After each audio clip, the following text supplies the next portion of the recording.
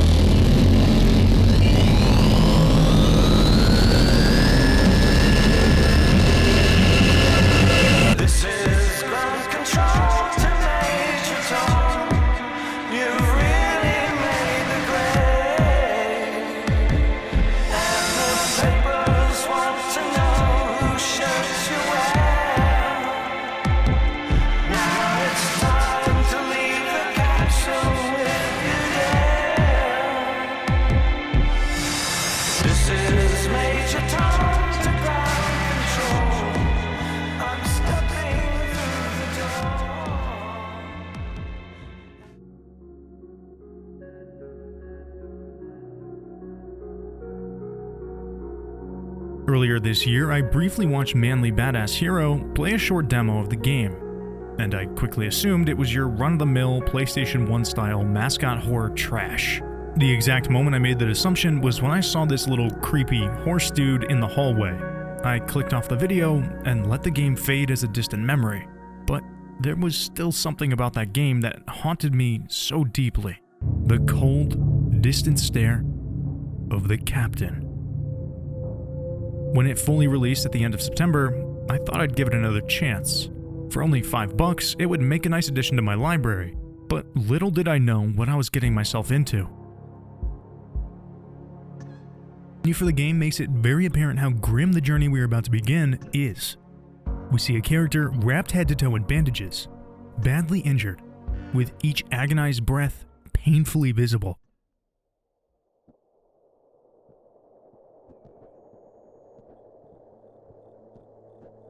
Starting the game, there is a title screen that tells us that we are in a long-haul space freighter named the Tulpar.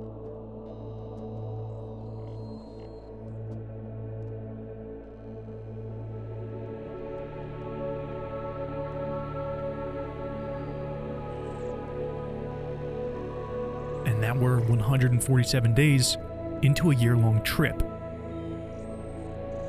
At the very bottom is text that reads, "I hope this hurts."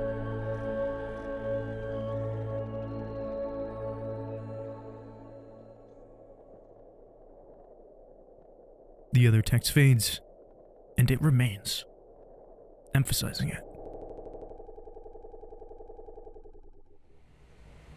We see a short title reading 0 days before the crash, and we find ourselves in the captain's seat of the vessel. The object is 2.1 AU ahead of the vessel, and we need to make a leftward correction of 1.4 degrees to avoid a collision with it. But when we go to use the yoke, the only option we have is a right turn. We steer right and see our vessel align directly with the object. The ship tries to enter autopilot, but we use a key to override the console, and it seems that our fate is sealed. We leave the cockpit and enter the halls of the ship.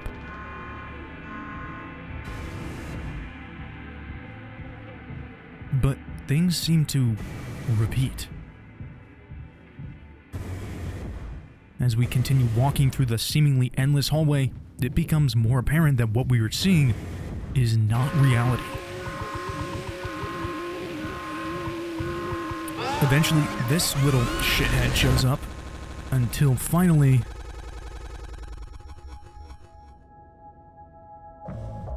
we now find ourselves 2 months after the crash, sitting at a dinner table, and we meet our crewmates, Swansea, Anya, and Daisuke. Swansea is the hardened, bitter veteran of the group, and he's also the ship's engineer and oldest member. Anya is the reserved but steadfast nurse, and Daisuke is the clueless intern. Oh yeah, and one other character, Jimmy, the one we play as. But all of these characters have a lot more to them than what we learn from this first interaction. The characters seem to be talking about finding out what's in the cargo hold. Anyone else would do the same thing. Swansea is opposed to it, saying, "We ain't touching the damn cargo. The hold is locked down for a reason. The only thing worse than dying slowly is not getting paid." But it could be something useful. I think... Could be what? Hopes, dreams, and marzipan? Ha! You don't have to. If it helps us survive, it's worth it. Man, Pony Express bosses really aren't chill at all, huh? Come on, a quick look won't hurt. How exactly is this group therapy committee planning on getting in there? Oh, right here, boss. You're looking at the meanest swing of the regional junior baseball team. Straight up nearly corked a kid once.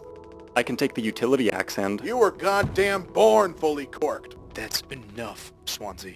There has to be a, in case of emergency, way inside.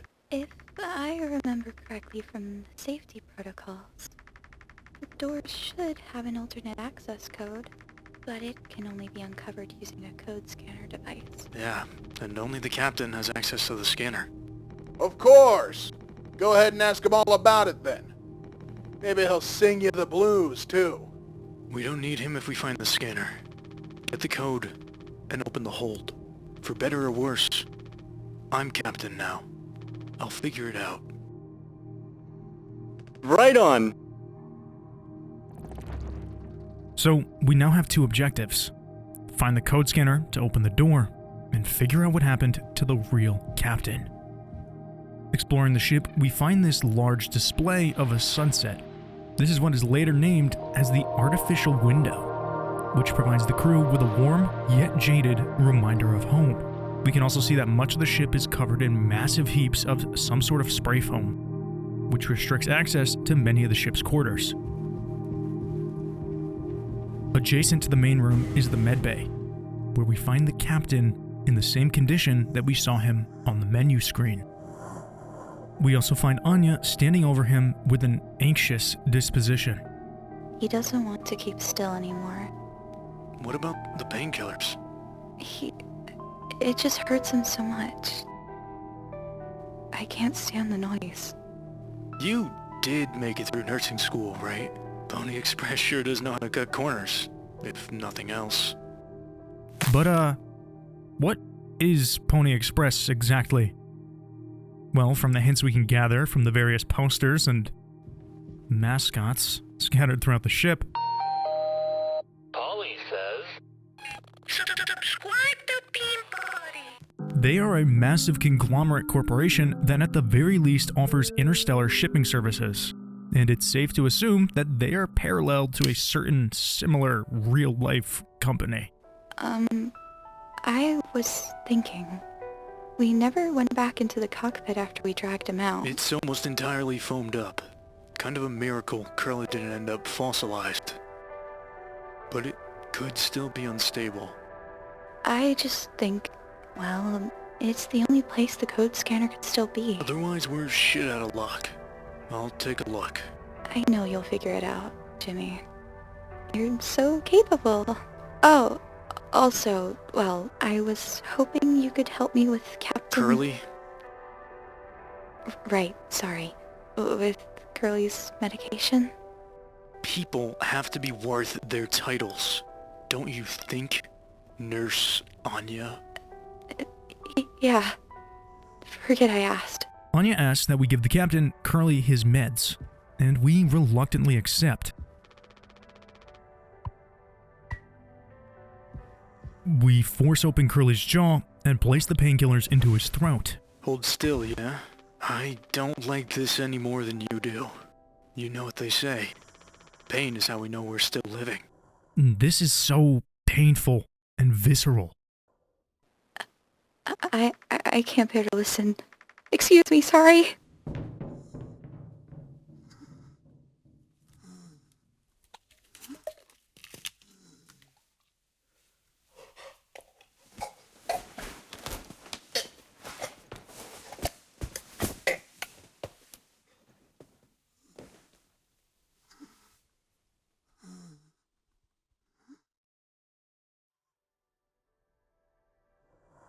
We see why Anya didn't want to do this.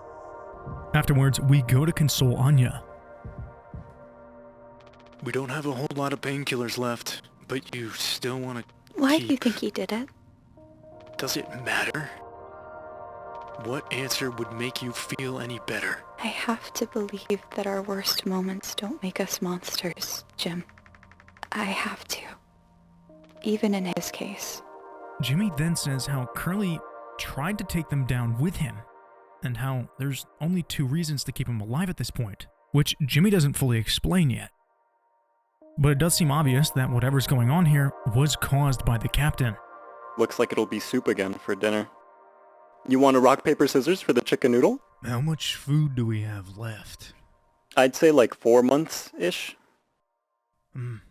Less than the remaining air supply, but we can make it last. In theory. We'll be starting to poke new holes in our belts pretty soon to pull that off. Man, my mom will straight up stuff me when I get back. I'll look like Swansea. We'll have a rad story to tell though. They might even write articles about us. We could be on TV. It'll impress the ladies too. Hell yeah. The real problem is us running out of toilet paper. Fatal stuff, man. Has Swansea been like this towards you for your whole internship? Yeah, that's just how he is, man. Didn't want a spud like me following him around for an entire year. This isn't really the internship experience anyone had in mind. Don't let him put you around too much. His bark is worse than his bite. He may be cranky, but he's legit a wizard of a mechanic. I was like, you rock! So this is what years and years and years of experience looks like. Yeah, I'm sure he'll appreciate that. Going downstairs, we find Swansea standing outside of the utility room. Ain't you supposed to be figuring out our great cargo robbery? Why are you standing out here? None of your goddamn business.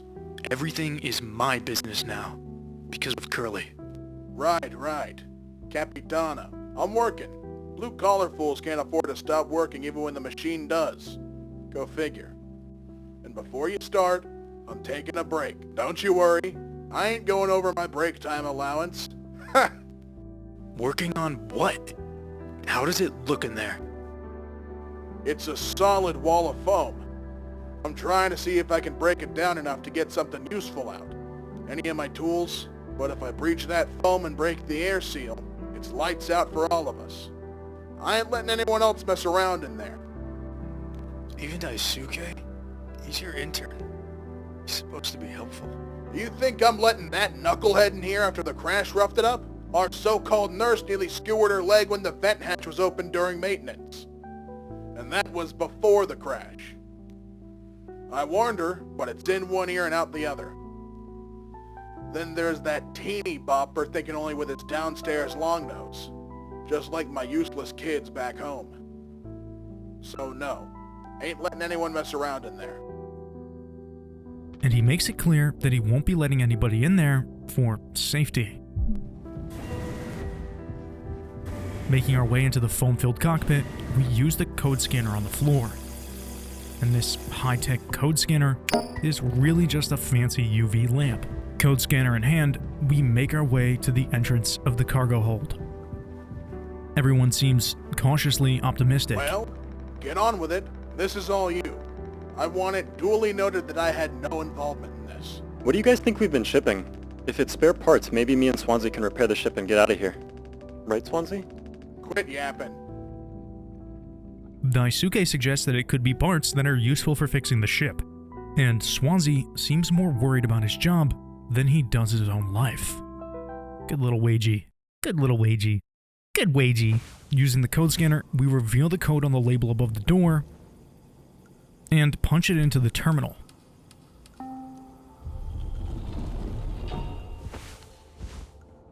As the doors open, we see thousands of boxes spanning as far as the eye can see. But before we can investigate what's inside, we transition to 7 days before the crash. Now, this strange glitching time-traveling thing is something that will happen frequently throughout the game. We are essentially seeing two different perspectives of the events.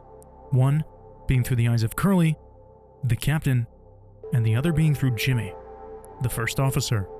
Curly's timeline progressively gets closer and closer to the day of the crash, and Jimmy's gets further and further. Now, this sort of back-and-forth storytelling is something that I usually dislike, but Mouthwashing finds a way to use it to a great advantage, compared to how in most stories you only understand the world through one character's eyes. Multiple first-person perspectives is certainly a unique storytelling device. Now, returning to the story from Curly's perspective, we see that Anya is performing psychological evaluations on all of the crew. Are you listening? Yeah, damn, I'm so sorry. Couldn't sleep again. But I passed the psych eval. Well, you gave the same answers as last time. I do wish you'd open up a little more, Captain. These evaluations aren't just about you. As long as I'm fit to fly in your eyes, Anya. Oh, stop it. Guess that means I only have one more eval left to do. Jimmy? He acts as if I do these things for fun. Then I have to make a report with things like, I have found myself sexually excited at the sight of cartoon horses. Huh. Well, I could take it off your hands. Really? We agree to do the evaluation, and she thanks us. And she gives us a note that Swansea found, but it's unclear who wrote it. Not sure what it means, but sounds like fun. Good luck, Captain.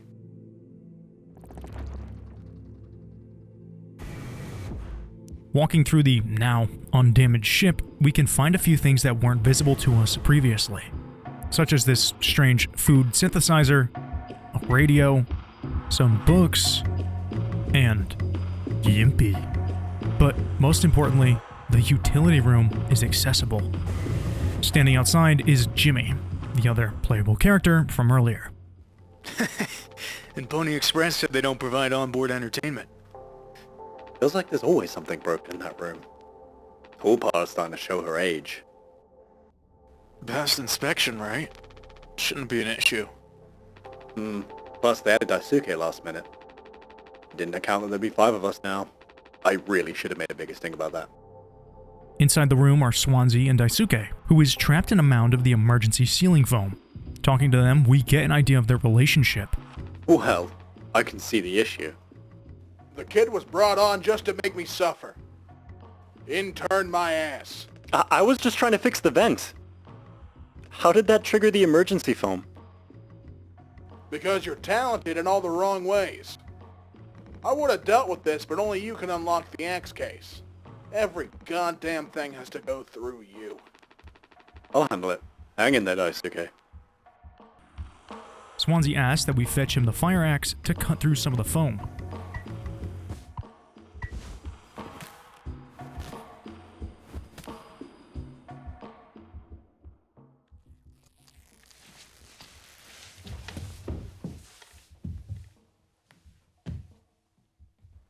Ouch. Strong stuff, huh? Get it through your goddamn skull. That vent is strictly off limits. Fully fucking collapsed inside. You looking to get impaled, electrocuted, and cooked? Yeah, but like, you can't fit in there to fix it, right? So I can totally handle it. Captain, give me the axe. Swansea. This could have damaged the pods. You can't let something like this happen again.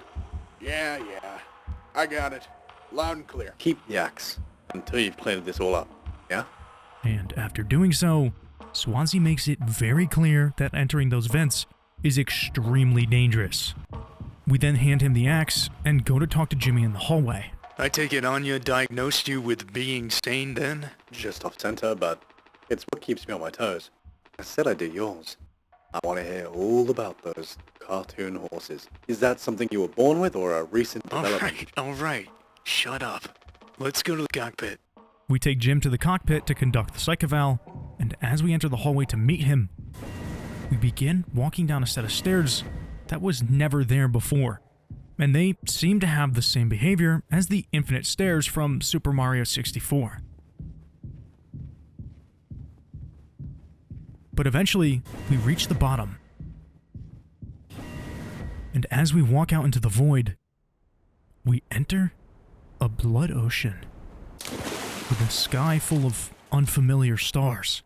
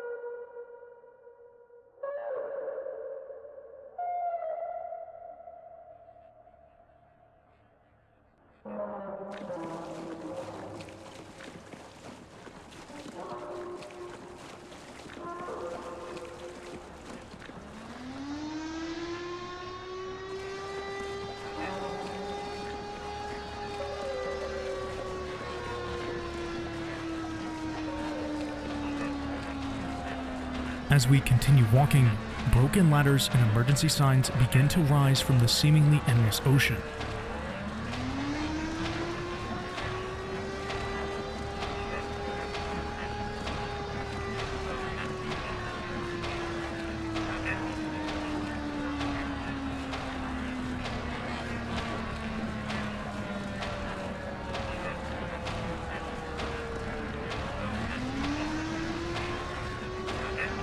Until, finally, after what feels like an eternity, the sun rises.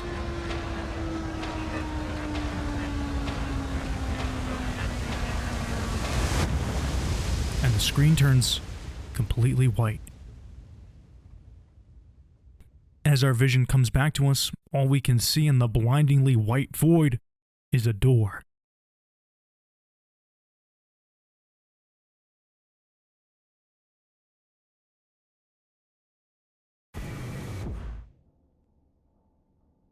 Entering it, we find ourselves in the cockpit and begin to talk to Jimmy, as if nothing has happened. You can't just make something up for this?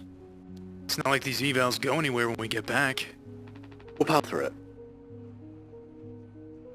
Have you been able to complete your mandated tasks as co-pilot efficiently and to your fullest capacity?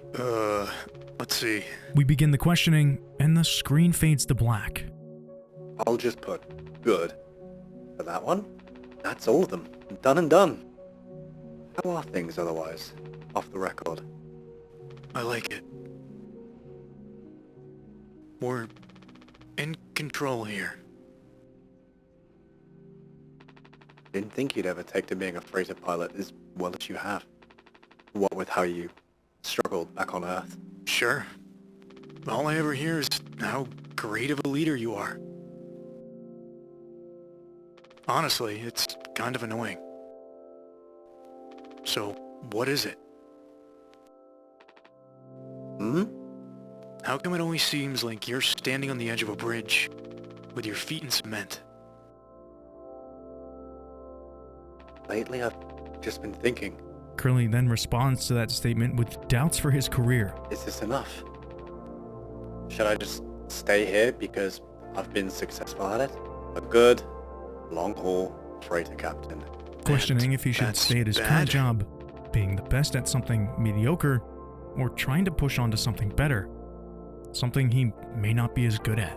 Curly is clearly afraid of change, but he's also afraid of being stagnant. It's terrifying. I think, am I figured out? Is this all I'll ever be? Or do I take the risk and try something new, even if I'm bad at it? And Jimmy puts it perfectly, saying, I guess I get it.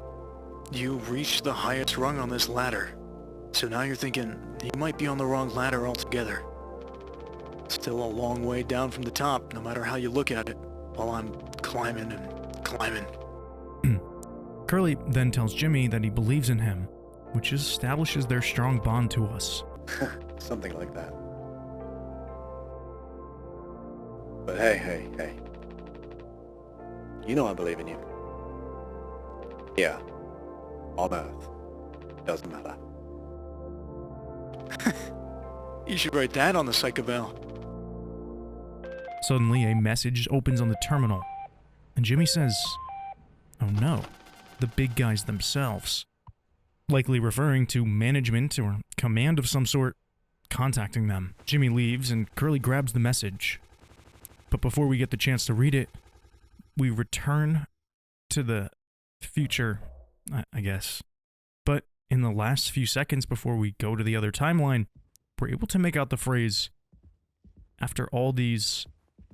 It cuts off, but I'm guessing it meant years. After all these years. We return to the post-crash timeline inside of the cargo hold. And flashing on the screen are a bunch of seemingly random letters.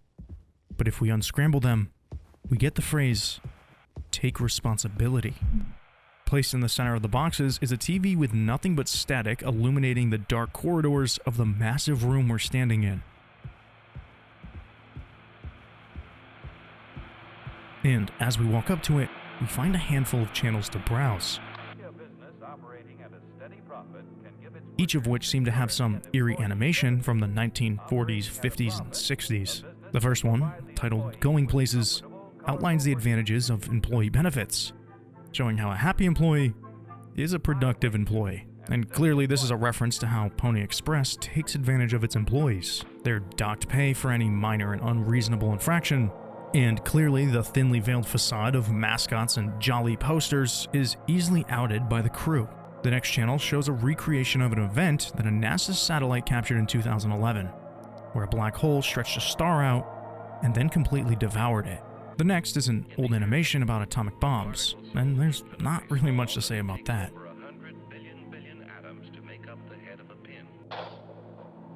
Following that is a very strange clip of the inside of a butchery, where images of a captive bolt pistol are shown on screen. These captive bolt pistols are typically used to euthanize cattle, or strangers. Next is a clip from the 1948 short, Make Mine Freedom, a pro-capitalism, anti-communism animation. Now, while politics are something I typically stray away from, it's clear that most of the game has a variety of criticisms about megacorporations in a capitalist economy. We are playing as the employee of the Pony Express Corporation, which seems to be a large entity in a world where monopolization and a lack of regulation have caused a situation where our pay gets docked for celebrating more than one birthday per year on company time. But I think these films have more meaning than surface-level critiques of a fictitious Amazon 100 years into the future. The final film is a creepy stop-motion animation of a skeleton dancing, and as we turn to the next channel, an advertisement begins to play.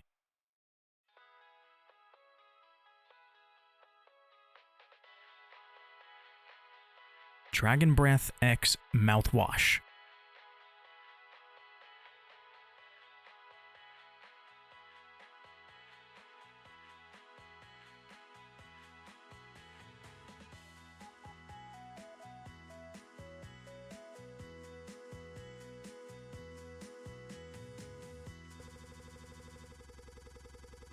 We then suddenly cut back to Jimmy's perspective.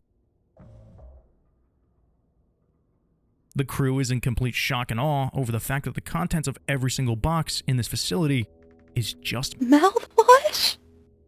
Unfucking believable. The camera pans up to give a view of what is really just a small fraction of the amount of cargo on the ship. Instead of food, water, tools, or anything useful, we find nothing but mouthwash. And the thing is, mouthwash has literally no nutritional value at all, besides maybe a few grams of sugar.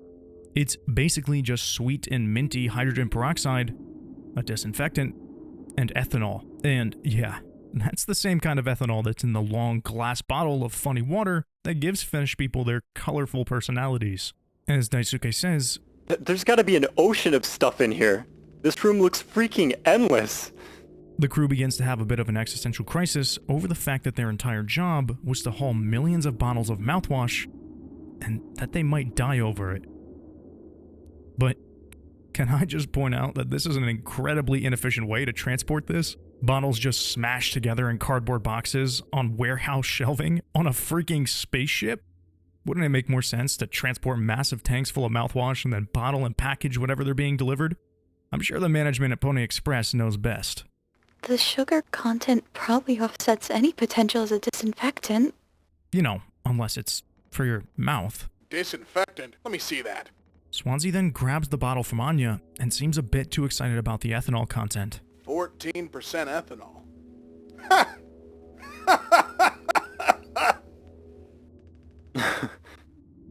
I suppose we'll smell good at least. That's right, kiddo. You can bet your ass on that. What are you doing? Stop that! He takes a swig and tells us how he just broke 15 years of sobriety. Woo-wee! Oh, shut up. I'm just an old codger taking care of his dental hygiene. You hear that? That's the sound of 15 years of sobriety popping like a cyst. A glorious, magnificent, red-hot cyst. To which he then sarcastically makes a toast to Captain Curly. Good riddance and cheers. To Captain Curly. Here, here. Daisuke exclaims how, quote, Guess anyone could get seriously blasted off this stuff. Yeah, and kill you in the process. This can't be real. There's no way. Now we can go out in style. Daisuke, come here. Anyone ever teach you how to drink like a man? when we are brought back to Curly's perspective. At the top of the screen, a message reads, "Break the news." Likely referring to whatever message it was we received from them. As we enter the lounge, we find the other crewmates surprising us for our birthday. And clearly, this is a horrible time for a party. Gotcha! Considering that we have some sort of bad news to tell the crew. We only get one communal birthday party per trip, right? So we can have it whenever. Only one person can really be surprised birthday per trip. We did Swansea last haul, remember? No way. I can't believe I missed that. You were next on the list, so congratulations. Hate to say it though, your duties have to extend even on your own birthday party. You're the only one with clearance to make the cake. The recipe is there by the machine. Hop to it, Captain. They note how they can only celebrate one communal birthday per trip, and that this haul, it was our turn. Unfortunately, we're the only ones with the clearance to get the ingredients for the cake. Speaking to the other crewmates, they seem pretty excited about the cake, mostly because the sweetener is a restricted item. You know how it is. Pony Express being either cheap or lazy. Usually both, no? You gonna use the Pony Express provided cake recipe? At least make it correctly. You should find the ingredients and recipe in the kitchen. Swansea really likes that cake. Don't tell anyone. The only joy I have left on this goddamn... What? Why are you still standing around? Get to it! Wasn't there some scandal about the ingredients in the Pony Express food dispenser sacks? Actually, let's not think about it. Sorry for jumping you. The whole thing is corny. But, you know, it's kind of a tradition now. I dare say I almost look forward to it. I hear they used to provide unrestricted amounts of sweetener and karaoke machines for halls. Things got violent. Could you sneak an extra packet of sweetener in there? Just kidding. Maybe? Nah, totally kidding. Using our code scanner, we gathered the necessary ingredients to bake a cake.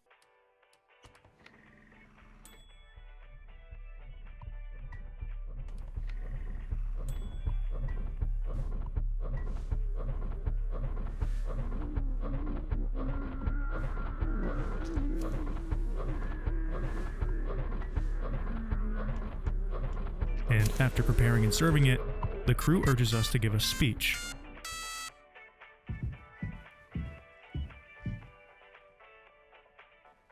You gotta make a speech. Can't argue with that. Speech. Speech. Speech. God. I... Hey. What's wrong? Curly hesitates, but the screen fades to black. And when we return, we can see him saying, That's all it said on the report from management. We will receive the paycheck for this delivery. he assures the crew that they will be paid for the delivery. I don't know any more than that. What was said is still unclear. That is, until Swansea says, Pony Express finally kicking the bucket, huh? What a joke. And where the punchline? I don't have any savings. They can't just do this, right? Pony Express is one of the last manned crew freighter companies. The writing's been on the wall for a long time. When did they tell you? Earlier this week, I was instructed to wait until we're closer to the haul destination. But I can't keep something like this from you all. So I guess you got what you wanted. Without the guilt. Curly tells the crew how he was instructed to wait until reaching the destination to break the news. And Jimmy immediately becomes enraged with Curly, bringing up their earlier conversation about finding their place in life. Jim, if I had known... I can go back to my... how'd you put it? Struggle of a life? Anya never got into medical school because she's, well, let's be real. How many employment years has Swansea got left in him? Daisuke will be fine. Mommy and Daddy will have him covered, so there's that at least. But you, headed for bigger and better, right? I'm just... He makes the point that everyone except for Daisuke and Curly are going to be pretty screwed over by losing their jobs. Curly snaps back at Jimmy, saying, I'm just working on my life. Being a place I don't have to fucking escape. That's what I was trying to tell you. Nothing more. We're the ones you're trying to escape. Leave the dirt behind now that your boots are clean. That's not what I meant. It is what you mean. You just couldn't frame it to yourself as a way. They kept you as the hero. Abandoned the crew, but remained the model captain. Unbelievable. What am I supposed to do? Let's have some fucking cake, huh? Props to the Twilight Cruise of the Tulpar. Props to our captain and his new prospects. he seems to be channeling the anger of the other crewmates, except for Daisuke. His anger towards Curly seems to be purely out of jealousy, and from what we've seen, Curly has been nothing but caring and supportive towards Jimmy and the rest of the crew. As the music begins to swell, we grab the knife and cut the cake. And the tension here is palpable. The entire crew watches us with hatred.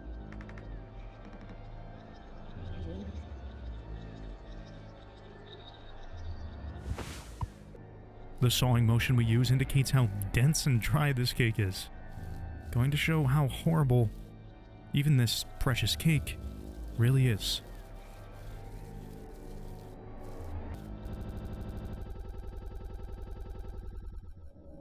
Immediately after this, we're taken back to, or forwards to, 3 months after the crash. And the ship has degraded even further. Only the emergency lights are left on. And the screen in the lounge and the medbay are set in a perpetual sunset. We hear distant, muffled cries of agony from Curly. And this is genuinely so hard to listen to.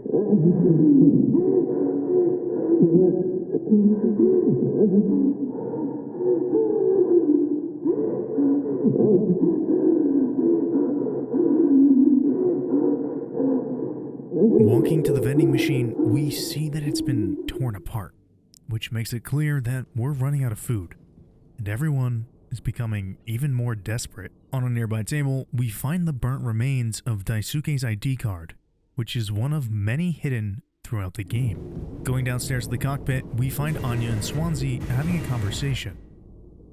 Anya is visibly upset. No, I understand completely. If that's how it has to be. Oh. Jimmy! Not able to sleep either? It's nighttime. Why are you talking this late? Anya, are you crying? No, don't worry. I'm okay. We all need to keep it together. Oh, I'm keeping it together. Don't you worry, Captain. He's making noises again. Did you give him his meds before, Anya? No. Must have slipped my mind. I'm sorry, I'll do it. No, really, I'm perfectly okay. I said I'll do it. We can see that Swansea is tightly clutching an axe to his chest, and when we ask him about it, Force of habit. Don't overthink it. Anya then brings up a very good question. I wonder if they've even noticed we're missing back at headquarters. It'd take a rescue ship so long to get here. Jimmy is still being hopeful, saying that another freighter could possibly divert to save them. But considering that most of Pony Express's freighters are unmanned, it's likely that even if they make it to them, they won't have the resources to sustain human life. Leaving Anya and Swansea alone and heading back up to the medbay, we grab a handful of some of the last remaining painkillers and administer them to Curly. Jimmy then angrily speaks to Curly. Come on, stop with the noise. Damn it. Jimmy then says something seemingly out of pocket. The way they look at me, what can I even say? And then, what would she do? Damn it. It's unclear what Jimmy means by this, but with the only woman on board being Anya, it's clear that he's talking about her. Cussing Curly out again, Jimmy puts the pills in his mouth, and we have the displeasure of listening to Curly try to scoff them down again. Open up. I hope these make you feel fucking better.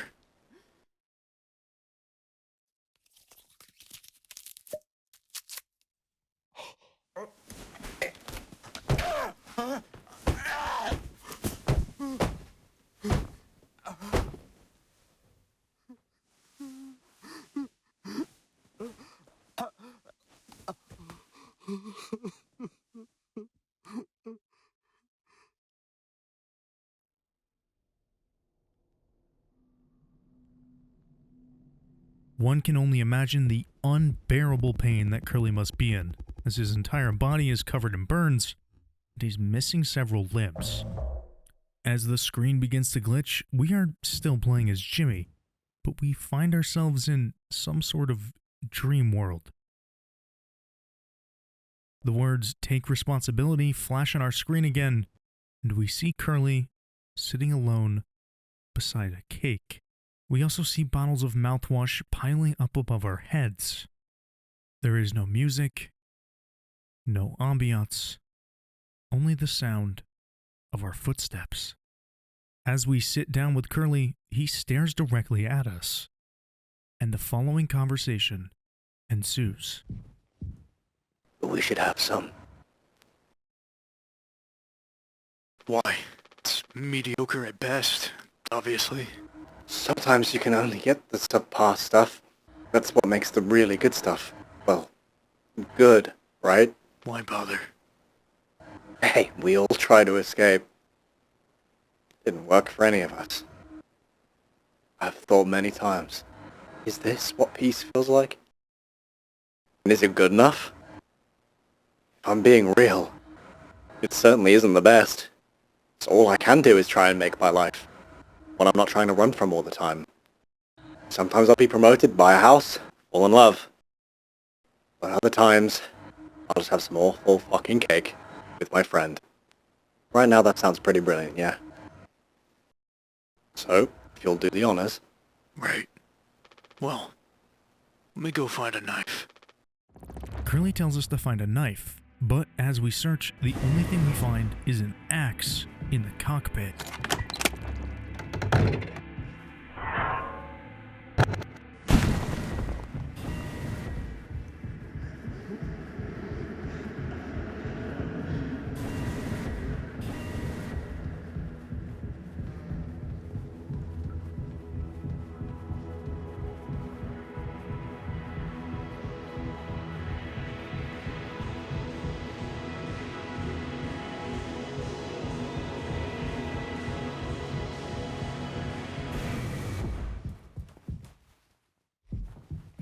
As we return to the lounge, we find Curly laying on the dinner table, breathing in agony. Without a single word spoken, we grab the axe and...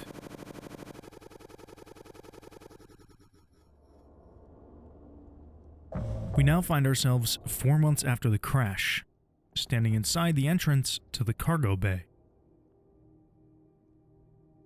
Laying on the ground in a drunken stupor is Daisuke, holding a bottle of mouthwash. As Jimmy tries to tell him how dangerous the mouthwash is, he turns to us and says, How many have you had?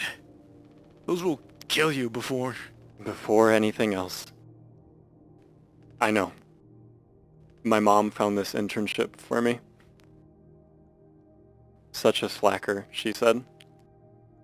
I don't know. I just never knew what I wanted to be. I never was good at anything. Total screw up. We're not done yet, Daisuke. I just hope she doesn't blame herself.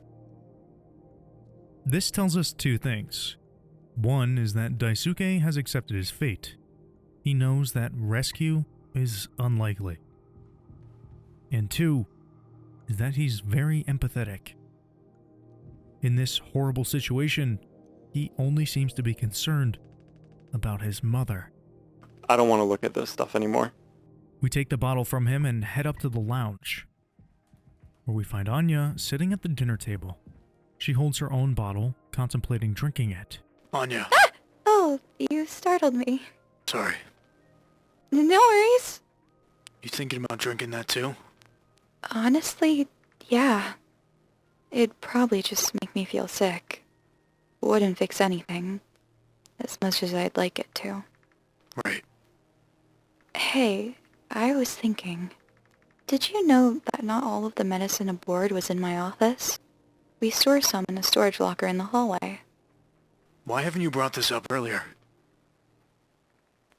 There's extra medicine in the hallway near the med bay, but it's been covered by the emergency foam. Why haven't you brought this up earlier? It was foamed up. I didn't think it was possible to reach it. But I've been estimating the position of the foam. I think the medicine depot locker isn't too far into the mass of it, so we could try to break it down. One strike too many on a weak spot, and we'd all get sucked into space. I think it's worth the risk. If nothing else, it's an excuse to get Swansea to hand over that axe. She thinks that we might be able to cut some of it away to access the medicine without breaking the air seal. She also says, if nothing else, it's an excuse to get Swansea to hand over the axe. As we head towards him, we find that Polle, the mascot, has unfortunately been destroyed. Let's have a moment of silence for him. Swansea is absolutely blasted when we find him, dancing to horrible music with an axe in his hands. He even calls us Jimbo! El Capitano! The man with the plan! You done yet? I need that. This old thing? This was entrusted to me by our previous tragically inclined leader. Big responsibility. But you know all about that, huh? I'm going to try and get some more painkillers. Do something useful, you know? Oh, I heard all about it. You're looking to pull the plug on this party early. And he thinks that we will be, quote, taking matters into our own hands by breaking the air seal, killing everyone instantly. That's not our plan. I'm trying to save us. Take matters into your own hands, huh? Be my guest! Swansea smashes the axe into the large monitor, which brings the state of the ship to what we saw in the dream from earlier. Think I already feel the ship rumba-tumbling through space again. Ha! Back to the future. We unlodge the axe from the screen and head towards the hallway where we're able to remove the foam without any incident.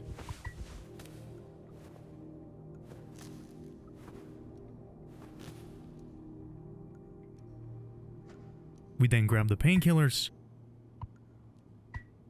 and find Anya behind us, praising our success with the foam. Oh wow, Jim, you did it! Yeah. Actually wasn't that hard once I figured it out. Amazing, really? Sure. I hate to ask you again, but could you give Curly his painkillers? It still just makes me so nauseous. You're not serious. Look, I've entertained your sentimentality up until now, but I'm trying to actually fix things, Anya. I'm getting us through this. And Jimmy isn't exactly happy with this.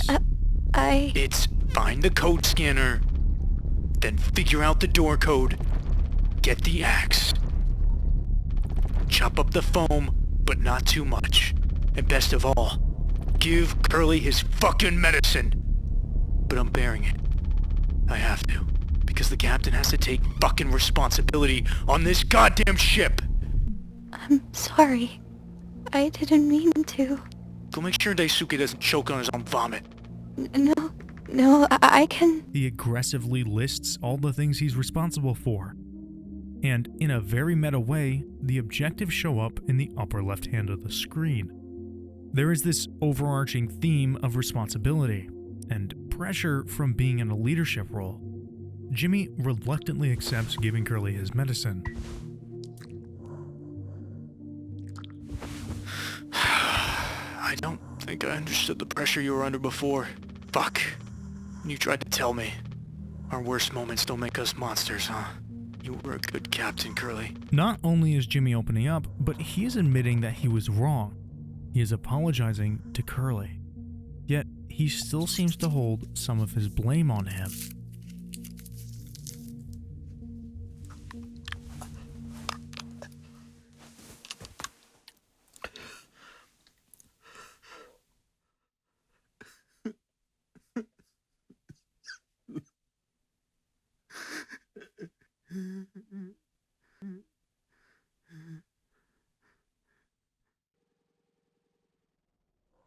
As we make our next jump in time, the title reads 6 Hours Until Judgment, where we find ourselves in the cockpit. Jimmy! Get the fuck out here! With Swansea frantically pounding on the other side of the door.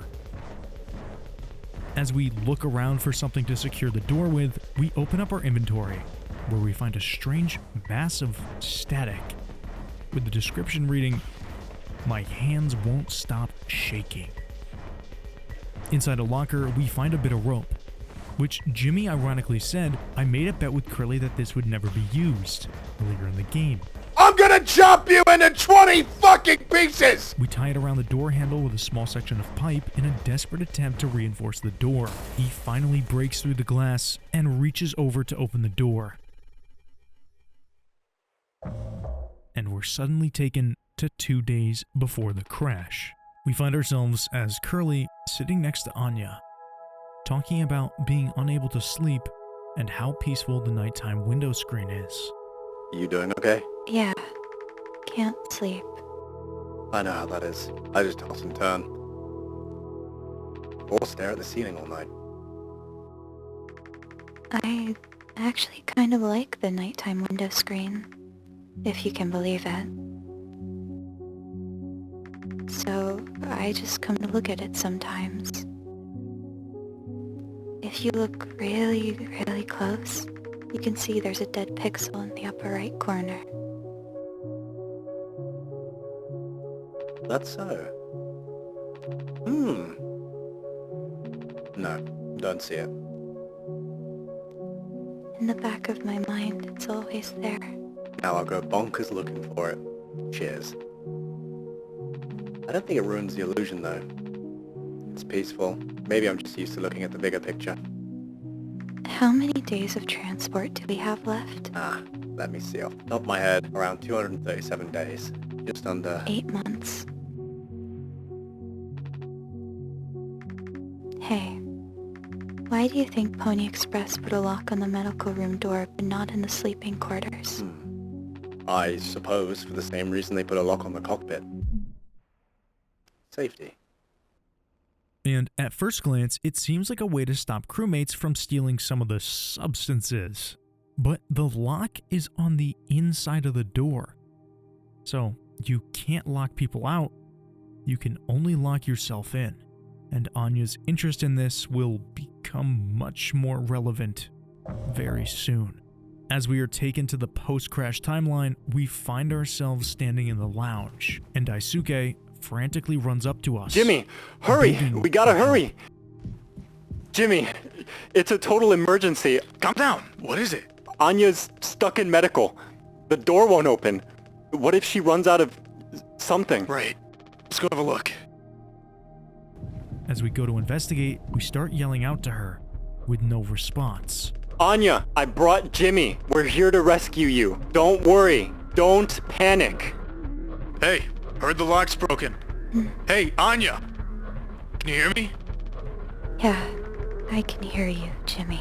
Jimmy responds with, Most of our medicine stash is in there too. Damn, this could be bad. Did you really try to put your back into it? After some more silence, Jimmy persists, asking Anya, is the door stuck? Anya, is the door stuck? And all she says, No. Huh?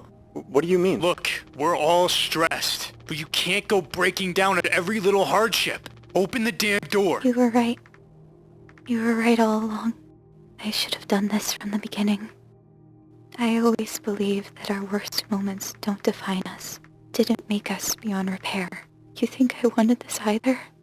Make no mistake. This isn't my worst moment. Far from it. It's the best decision I'll ever make. Open the door. I'll take care of it. Anya! Daisuke and Jimmy then realize that she's locked in there alone with Curly. Curly's still in there with her, right? Daisuke, you and Swansea know the internals of the ship better than anyone. There's absolutely no other way into medical? Well, Swansea said it's strictly off limits. Like, super mega not allowed above all else. The utility room. That busted vent in there loops into medical. But I mean, technically, a person could totally fit through it. That's the only way. We'll make it work. Jimmy then brings up that there may be another way into medical. The vents. The infamous vents that Swansea has been so adamant that we stay away from. But with the situation being so dire, it seems that we have no other choice.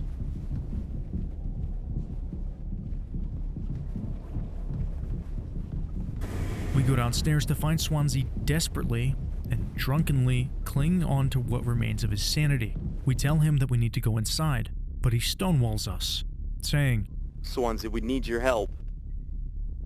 I know you said utility was dangerous, but I'm good right here, fellas. You know I'm not letting you in there. Off limits. Look, if there's any possibility... Jimbo, letting you scratch at that foam wall would be useless. You'd only tear this goddamn ship a new asshole. Nothing to be done about it. Bad luck. Tail missed the donkey. But Swansea, this could be really bad. Just hear us out. We're God's hand-picked favorites on this here planet, I reckon. Means we get to name it. So let's hear it for Wake Rock! Whatever's going on anywhere else ain't my problem, since I'm the happiest man Wake Rock has ever seen! Let's just go, Daisuke. There's no point with him. I Can't make heads or tail of what Wake Rock is in reference to, but maybe it's just something random that he plucked from his ethanol-soaked brain. But clearly, Swansea has his mind made up, and we need to help Anya. There is then a sudden and extremely jarring transition to 8 hours before Judgment, placing us 2 hours before the previous Judgment timeline where Swansea was hunting us down with an axe. Geez, this is really starting to get confusing, but trust me, it will all fall into place very soon. We see a top-down view of a badly injured Daisuke. Jimmy frantically repeats, Don't do anything! Stop! Stop! Stop! I can fix this! Why do you keep fucking saying that? Are you hearing yourself? I'm sorry. We still have disinfectant, right? The one from the extra medical stash? Get it! Now! The cocktail, you... The cocktail? What are you blabbering about? That was your fault. You would have never... I had no choice. You useless! You goddamn fucking idiot! There has to be something else! We start looking around the ship for something that could act as a disinfectant, and as we head towards the cockpit, this happens. And with me being so special, I tried over and over and over again to win this battle of attrition, but my stubbornness could never beat the if statement holding me back.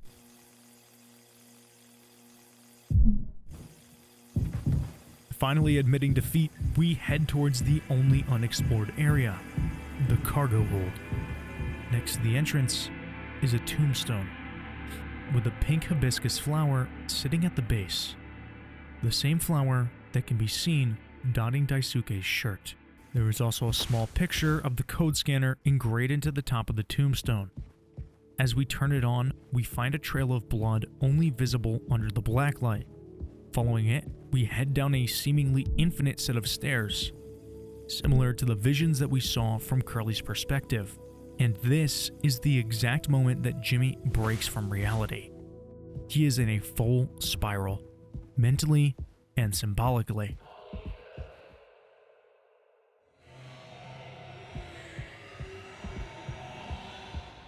Heading deeper into the mangled mess of boxes and shelving, we fall down to the top of a catwalk, above an endless sea of mouthwash boxes.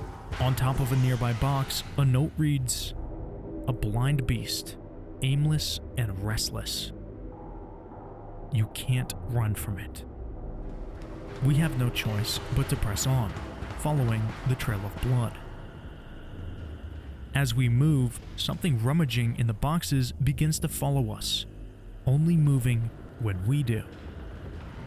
Until, finally,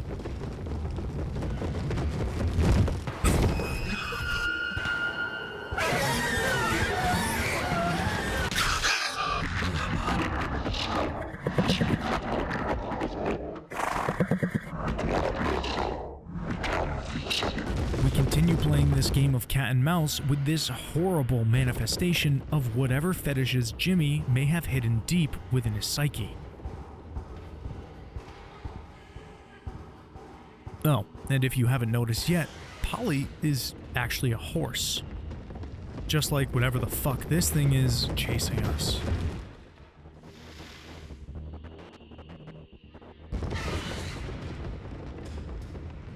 As we go to grab the bottle, we are taken back to Daisuke, standing over him. Don't try to talk.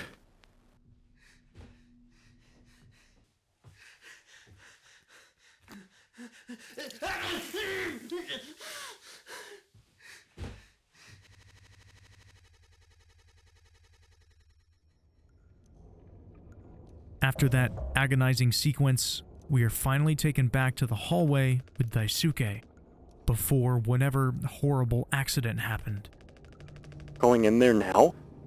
It's too unstable. Trying to break the foam could risk the air seal. I just don't want to fuck up again like I did before. You heard Anya. I wouldn't put it past her to do something extreme right now.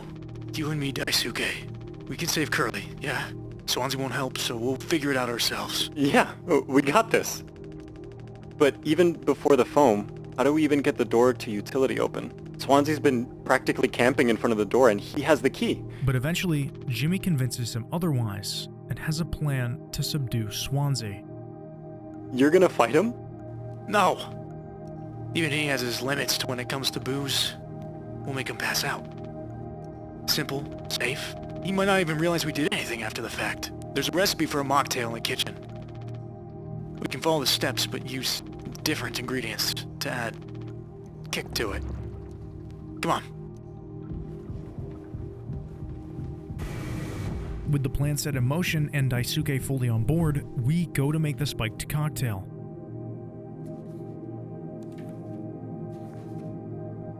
Which we spike with mouthwash and isopropyl alcohol, of all things. And, this isn't a plan to make Swansea fall asleep. Realistically, it's a plan to kill him. Because isopropyl alcohol and ethanol, the funny juice kind of alcohol, are two very different things. And isopropyl is typically in concentrations of anywhere from 80 to 99%. This drink is just poison. But Swansea's years of alcoholism might just make him immune to this.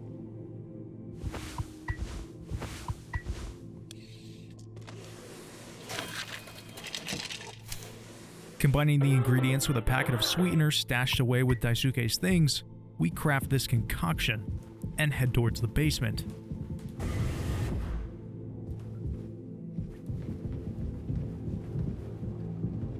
And on our way, Daisuke makes a brief comment about wanting to be on a beach with a girl, having a few of those. That drink looks sick. I can totally picture myself on a beach with a hot babe and a few of those. Then I drink too many and throw them up all over myself and never be able to drink them again. Meeting Swansea, he makes a quick jab at us, saying, You taking a teaching my intern now? I personally try to educate based off years of experience. But that's just me, Captain. The fuck is that? Look, we need to keep working together. If this is how I can get us through this without us being at each other's necks all the time, then... Yeah, give it here. We kind of freestyled the recipe. Yeah, I can tell you had a hand in this monstrosity, kid. You ain't no mixologist. Sure as hell ain't no mechanic either. You never should have come here. Who the fuck even decided to let you board, huh? Stick the idiot with a bunch of sad sack adults and see what he learns, huh? Bootstraps and all that. What a load of horseshit. You think it's all going somewhere, but every failure leaves you a little more mangled than before. Older, uglier, meaner, smarter in a worse way. I suppose you think we should all be acting like you? Our hard-working, esteemed captain. I say, take a load off before the sun finally sets on this party. May we never go to hell, but always be on our way. He chugs the drink, and within a few minutes, he's passed out in a drunken slumber on the floor. Wallowing doesn't suit you, Swansea. We take the utility room key off his person, which ironically has a swan keychain attached to it, and Daisuke seems to be in a bit of a panic, worrying about Swansea. Oh man, he's gonna be so mad. I'll never get a good reference now. As we use the key, Daisuke again desperately tries to tell us his concerns. Captain, you sure about this? Maybe we could talk with Swansea when he's cleared up a bit later. He's just like really into workplace safety and stuff sometimes, you know? No foam? Swansea specifically said that this room was completely filled to the brim with foam, and that it was exceptionally dangerous. But it seems to be in better condition than any other place on the entire ship. Daisuke and Jimmy are as equally shocked as I am, and Daisuke notices that one of the cryopods is completely clear of foam, stating, It looks like this one still works. How long can these things even keep you frozen? 20 fucking years. I can't believe Swansea managed to clear all the foam from here. He didn't. Think about it. Swansea never let you work with him on breaking the utility room foam wall, right? No, it needed to be handled delicately. He said I have way too much athletic strength in my arms. I would have just torn right through the foam. I was like, damn, makes total sense.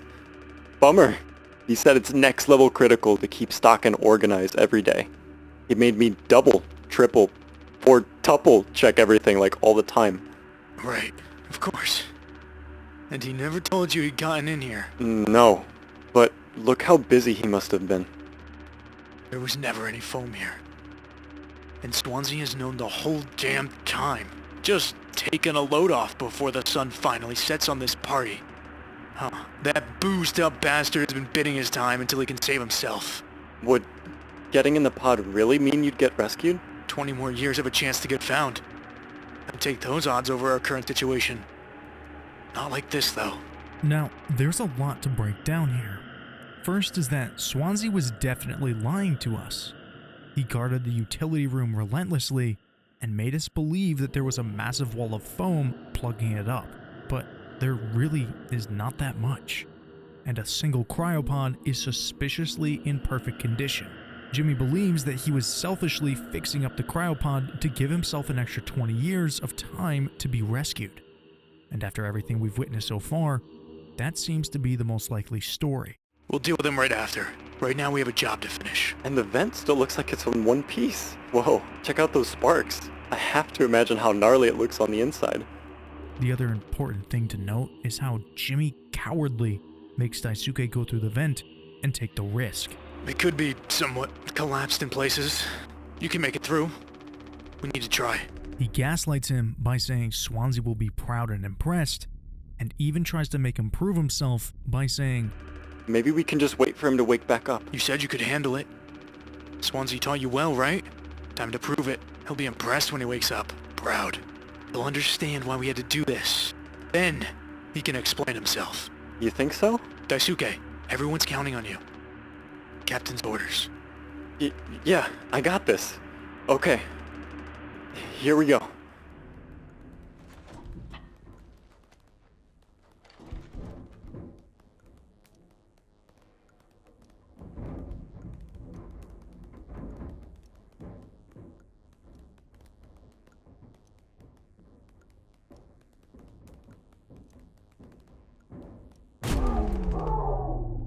A few seconds after Daisuke enters the vent, the power cuts, and we hear him yell. And after a few more seconds of silence, he utters,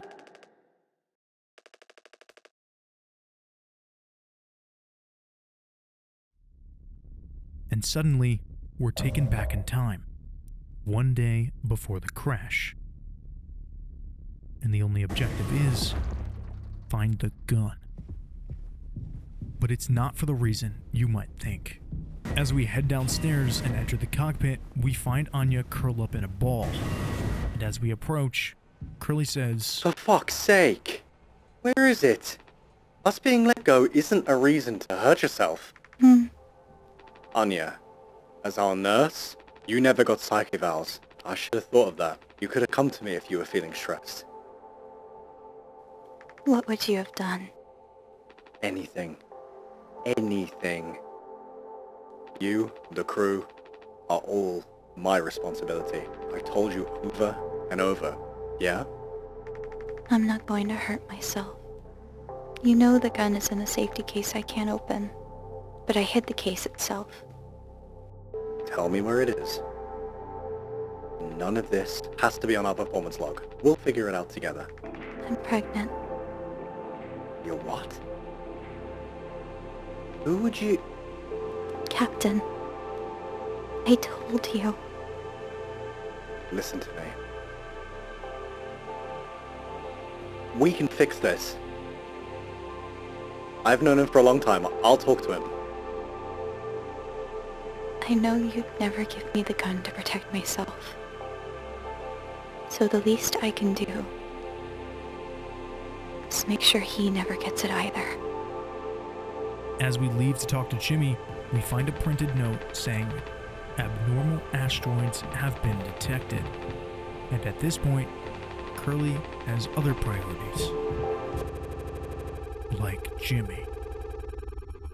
As we exit the door, we are taken forward to Daisuke bleeding out again. The bleeding won't stop. Just try to stay still, Daisuke. I need a second to think. We can fix this. Hey kid, you hear me? I'm... Daisuke? As we look up, Swansea prepares to lift the axe above his head. Hey, stop! Stop! Stop! Don't move! Swansea ignores us. It's alright, Daisuke. Calm down. This line of work, he could have never become like miserable old Swansea. What a tragedy. Decades of hauling ass for Pony Express, big mighty bruiser with all his shiny tools. This is where it got me. The good life, huh? I thought you were dumber than a can of paint always just chewing my ear off about nothing. Useless ray of goddamn sunshine. Not an ace student, career workhorse, or force of ambition. Just a damn good kid trying his best. You could have taught an old fool like me a lot. Close your eyes, Daisuke.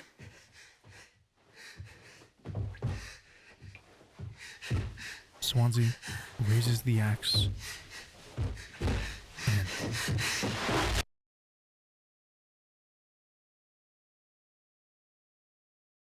And in shock, Jimmy says, You monster! Could have fixed him, Swansea! I have to do everything myself! Why can't any of you just give me some time to fucking think? How do you still not understand? It's over. End of the fucking line. He won't suffer one more second because of your delusions. Unbelievable. Stop pretending. I know all about your little plan, Swansea. I went to utility. I saw what you've been hiding down there. Sneaking around with that axe, telling Anya who knows what. And now this. You're making sure you're the only one who gets inside that cryopod. Ha! I sure did talk to Anya. But it was her telling me all sorts of things instead, wasn't it? Shouldn't a captain go down with his ship? Not that it matters anymore. I ain't got no place to be. I got everything I could ever want right here on this ship. So go ahead and get in that pod. If you ever get found, you can tell them whatever fucking story you like. You've earned it. we back away, and once more, the objective is get the gun. Except this time, we aren't trying to save anyone. We frantically search around the ship, looking for the gun, until we enter the med bay, where we find Anya dead next to Curly. Next to her is an open drawer with the gun case inside, which is apparent that she contemplated using, but instead, she took her own life with Curly's few remaining painkillers. Jimmy opens the case using the secret code from the cockpit and grabs the gun, and as he backs away, Curly begins to laugh. Jimmy has no comment on the state of Anya, but when he goes to the vent where Daisuke enters the medbay from, he says, "I can't look at his blood anymore." And as we leave medical, Jimmy! Going back in time to the day of the crash, we get the last bit of context as to how the crash occurred. We turn around to find Anya crying in medical, so close to the place where she ends it all. I told him. Anya, you should have waited for me. What did he say? Nothing that makes any difference. Did he seem angry? Where did he go? He just walked away. Curly, I don't want him in here anymore. Hold on. Fuck. Just wait. I need to find him. Everything's gonna be okay.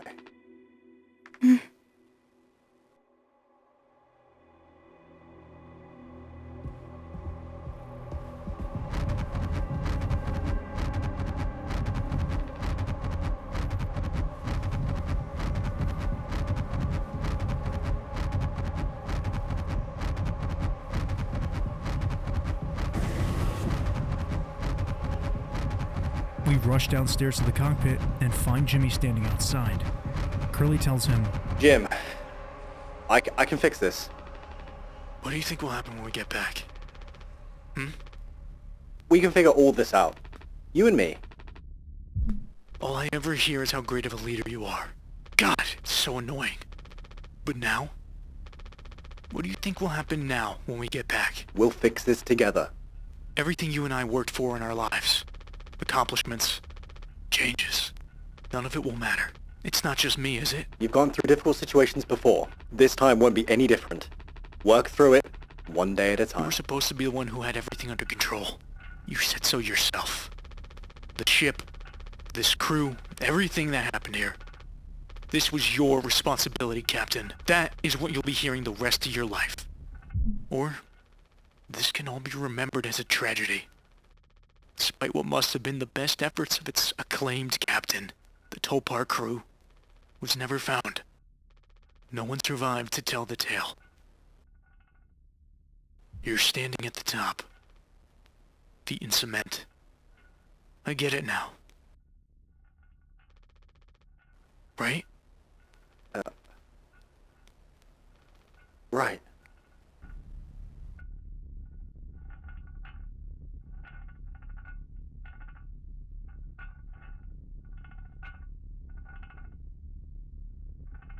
Jimmy walks up to Curly, pats him on the shoulder, and says, I'll take care of it.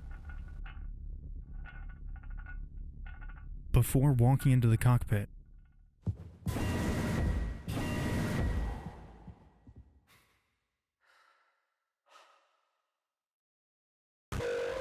Suddenly, the screen flashes red with the words, "System failure." As we walk down the dark hallway to the cockpit with the alarms blaring, we find Jimmy sitting with his hands in his face. Jim, tell me you didn't. I should have. I didn't. What the fuck did you do? Jimmy says nothing back to us, and as we enter the cockpit,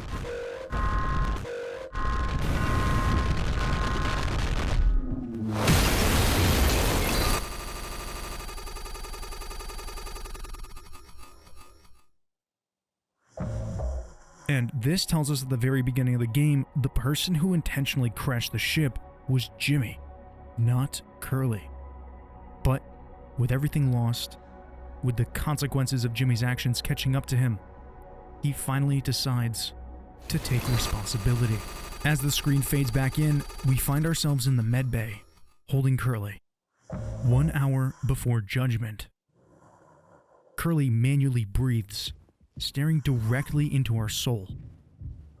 One can only imagine the hatred that Curly has for Jimmy, but is unable to express. We sit Curly down on the table, and the dead crew seemingly come back to life and begin clapping. Clearly, this isn't real, but Curly continues to stare at us. They each have something to say. Here, here, to Captain Jimbo. Come on! You have to give a speech. Go on, have at it. You better make it good. Hell yeah. Our captain. Captain Jimmy. We grab the knife in front of Curly and begin to cut into his leg, while the rest of the crew watches.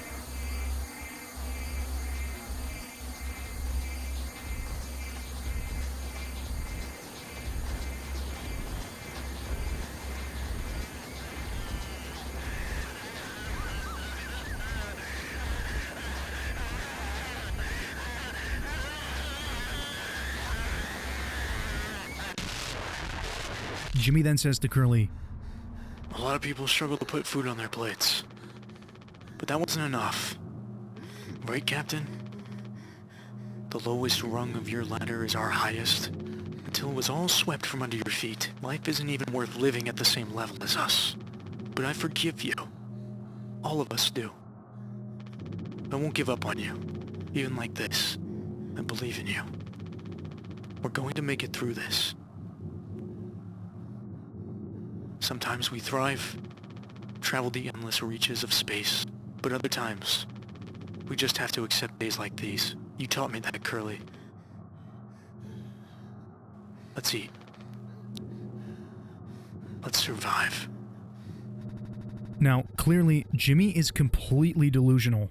Not only is he imagining what his likely future plan was of having the crew eat Curly in order to continue their survival, but he still holds Curly accountable for what happened, even though all of it was out of Curly's control. Jimmy even references the conversation that he had with Curly about climbing the ladder, implying that Curly has always looked down upon the crew, but this is a complete fabrication. Curly has been nothing but supportive and caring for his crew, even under all of the stress and backlash he was facing for something out of his control. As the screen fades back in, we find ourselves in a dark void, with the medical room door at the end. Walking inside, we find the bloodied vent that Daisuke crawled through, with Swansea's keys hung on a string above it.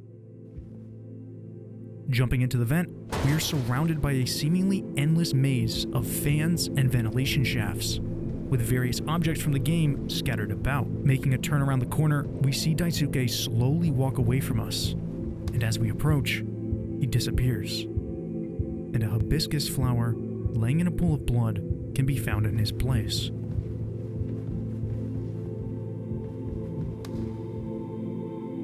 As we enter the void again, there is a vent across from us with a sticky note reading, "No turning back now."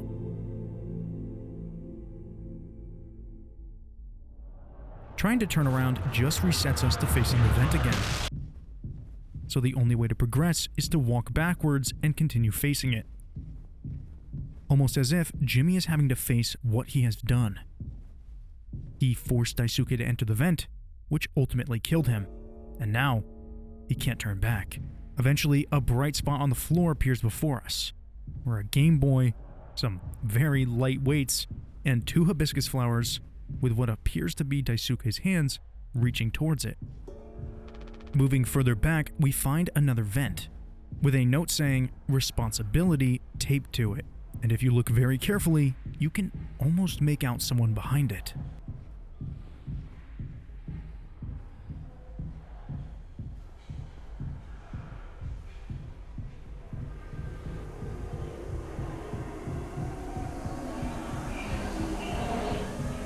Continuing the same pattern, we continue down another hallway.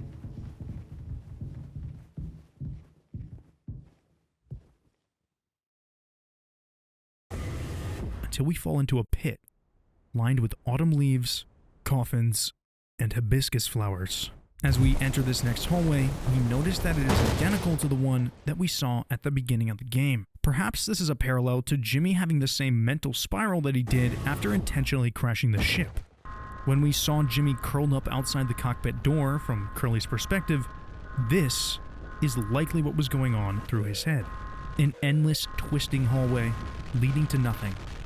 And now, we find ourselves in the same place. This hallway leads to yet another vent, but this time, dozens of Swansea's beloved fire ants are outlining it.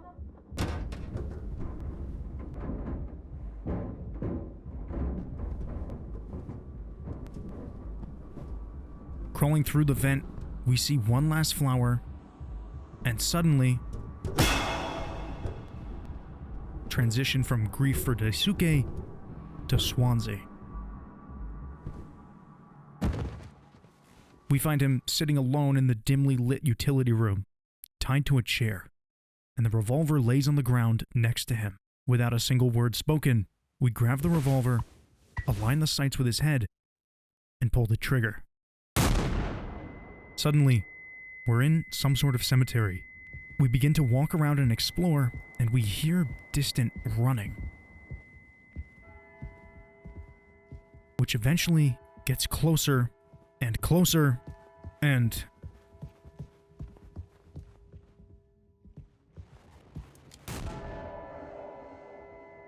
we continue to shoot at him as he chases us, until we stumble into a mausoleum, Daisuke's. He charges us one final time, and using our last bullet, we fire, and the screen fades to white. I have something to say. So shut the fuck up and listen. I spent 13 years half cut up to my eyeballs, drunk to put it mildly. And suddenly I saw it, a street light shining in my face. 500 gigawatts of the power of God. A vision of my bloated body found in some bitch. Scared me straight. So I got a collar shirt, mortgage, and a credit card. All the things that make a good man. I hoped I could raise my children to be better than their old man. I wanted to believe I was never one set back away from my worst self. But the truth is, discipline, drive, routine, the endless fucking desperation to get shit done, a loving wife, great kids, sobriety, I'm telling you. Accomplishments I'd been chasing all my life. Never felt as good as I expected when I crossed the finish line. So now that we're at the end, taking inventory, those nights spinning out of my head, sinking into the sofa, broken glass in my palms, bleeding dry, the funniest thing ever. Old dogs laughing and snarling on a waterbed floor, mocking the moon for daring to show its face. All nausea and wreckage and vomit and ugly cruelty. The only problem in the world, an empty bottle. Those were the best days of my life. Yeah, those were the best days of my life. I got nothing to hide, ready to face the music. I could see myself for what I am. But you? A cowardly, selfish motherfucker, and you can't even see it. I should have been able to protect the kid. If I could have done one thing right, I wish it had been to give him one small chance off this goddamn rock. Swansea, I'm going to fix everything. We're gonna make it. Fuck you. Swansea utters his last words, and Jimmy raises the gun.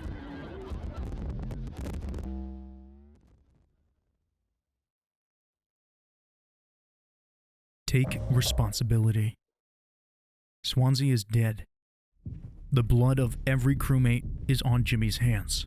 In Swansea's emotionally devastating final monologue, he revealed his intentions with the cryopod were to give Daisuke an extra 20 years chance of making it off the asteroid. He really, truly cared for Daisuke, and Jimmy made sure that his fate was sealed. As we leave the utility room, we enter yet another endless hallway. It becomes continuously more disfigured. And we reach a point where when we look at the floor, we see a massive representation of Curly's head, twisted into the pipes and wires.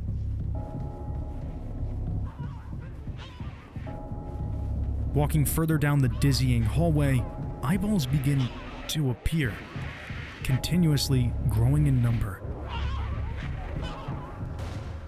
Until we seem to be in some sort of living organism with wet, fleshy, undulating walls.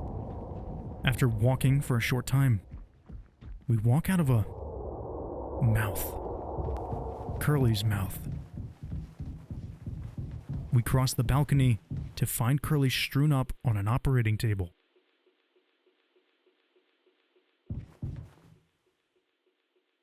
Surrounded by TVs depicting vague representations of organs and bone. Across from him is a TV with a single channel, playing the 1950 cartoon Mother Goose's Birthday Party.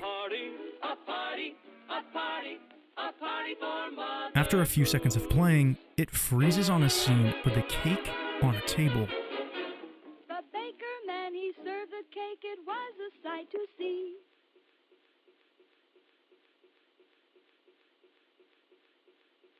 And when we click on the cake, we are given the option, take Curly's leg. We select it and this strange noise begins playing, along with this disturbing clip.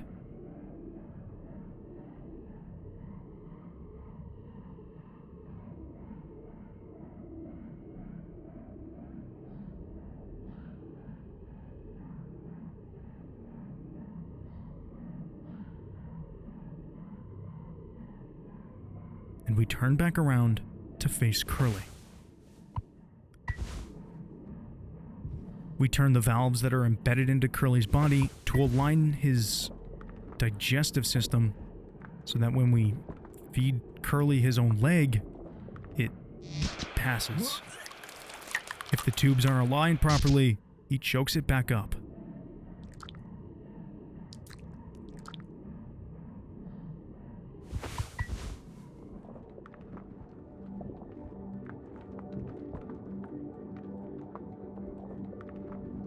Successfully aligning the tubes and feeding him his leg, the screen turns to static.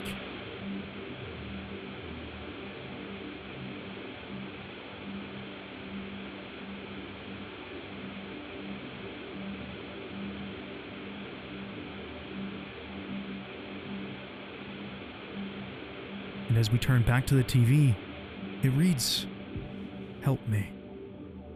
As we approach it, we witness this exchange between Jimmy and Curly.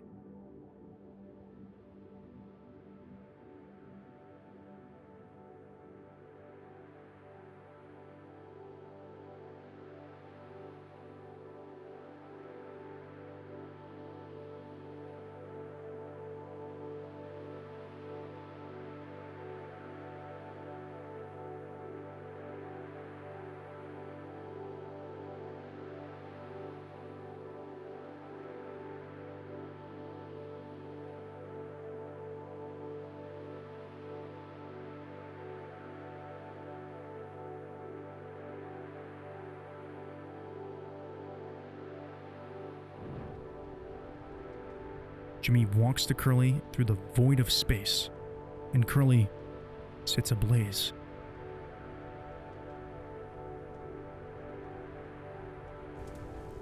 I want to go home.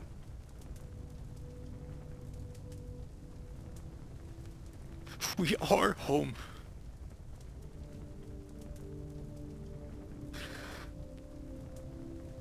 Why didn't you finish what you started? Don't worry if anyone ever finds us. I'll still be playing the villain. You'll be the better man in the end. Like you wanted. I could have stopped it. I'm taking responsibility. No, we could both be heroes. We're a team. Just you and me, like we used to be.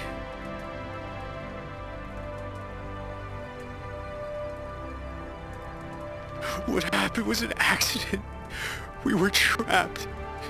I made a mistake, alright? I made a mistake. I'm sorry. I'm so fucking sorry, Curly.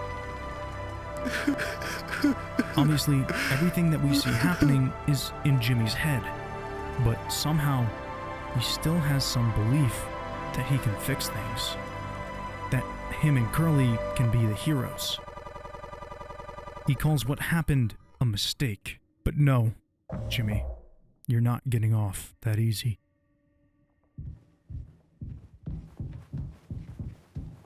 Once again, we are in the vents.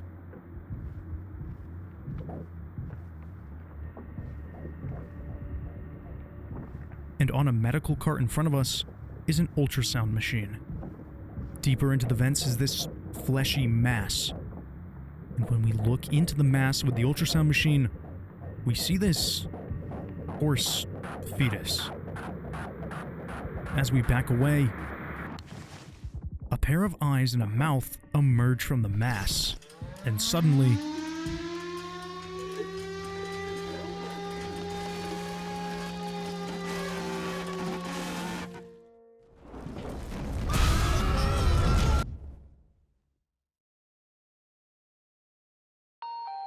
text appears at the bottom of the screen.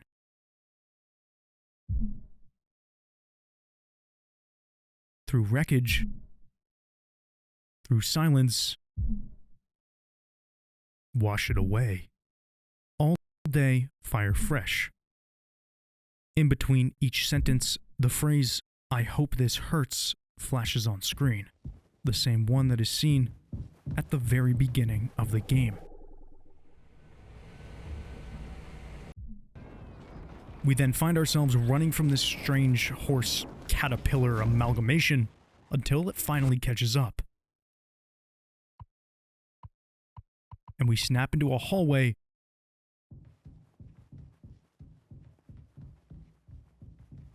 filled with the crew's ID cards.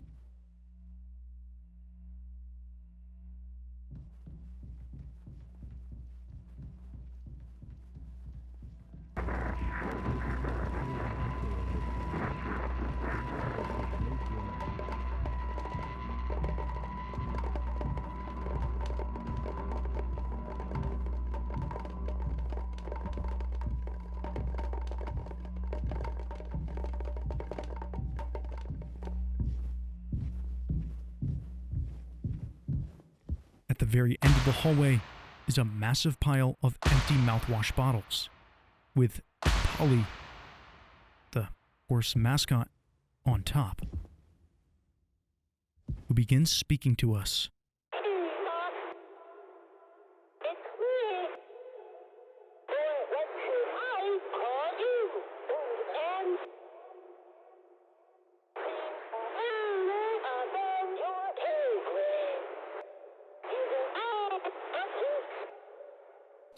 Pony Express is dead, and so are you.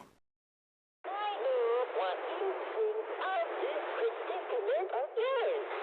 Poor you. It's misunderstood. Polly. Shut up. Curly tried his best, and I did too. But he's the better man. I see that now. We can both still make it. I'll take care of him. I'm taking responsibility. Curly, Captain, I'm so sorry. You really mean that, Tom? Yes. Yes, I do. I fucked up. But I can still make this right. Our worst moments don't make us...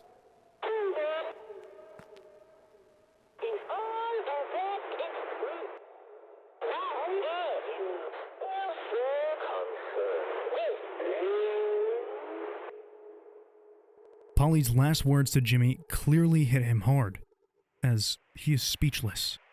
We transition back to the lounge with Curly. 0 hours until judgment.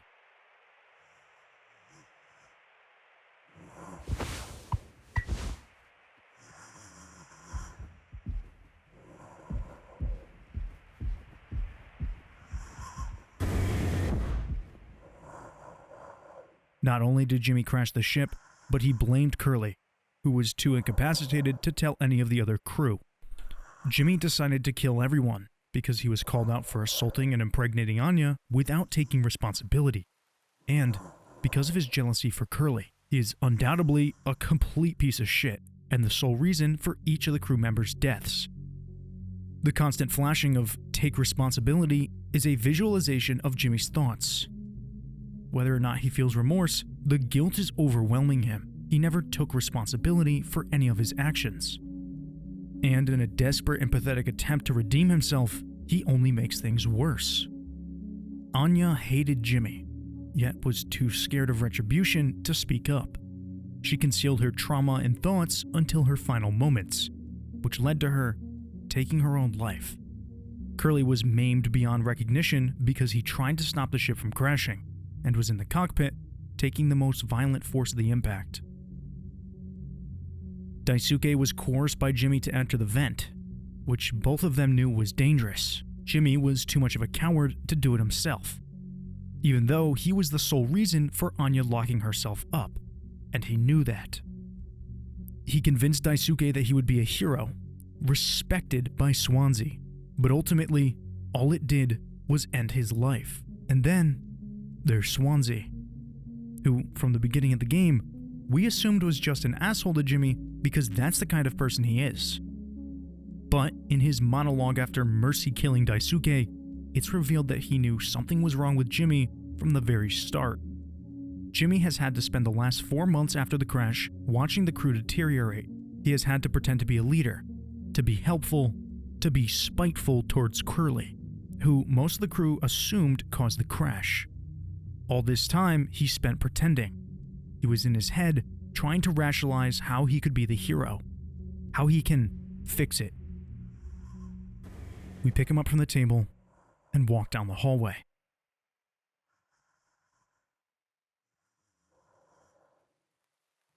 An objective pops up, reading, "Go home."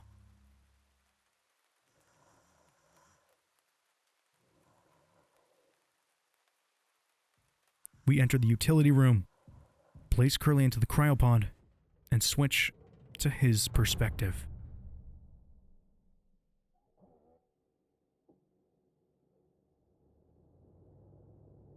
Jimmy says, It's okay, Curly.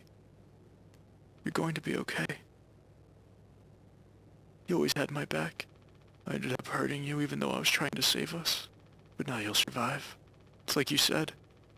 Together we can fix anything. I'm just proud I got to be your friend and co-pilot. Captain, no one can hurt you now.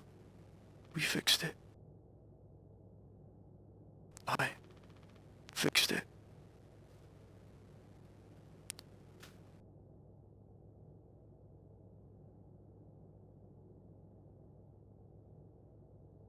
but the thing is, how did Jimmy get this far?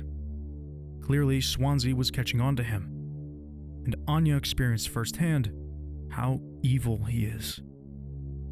After the crash, Jimmy told the crew that Curly was responsible, and everyone else had no choice but to believe him. He was the most physically capable, and technically the most qualified to take lead, as he was the first officer. He was able to manipulate the crew for months by giving them a false sense of security. But you look at the community's depictions of Jimmy, he's typically shown to be a creepy, greasy, depraved-looking man. Which he is, on the inside at least. But I don't think that's the case. Physically, he looked to be more put together and grounded. Even attractive.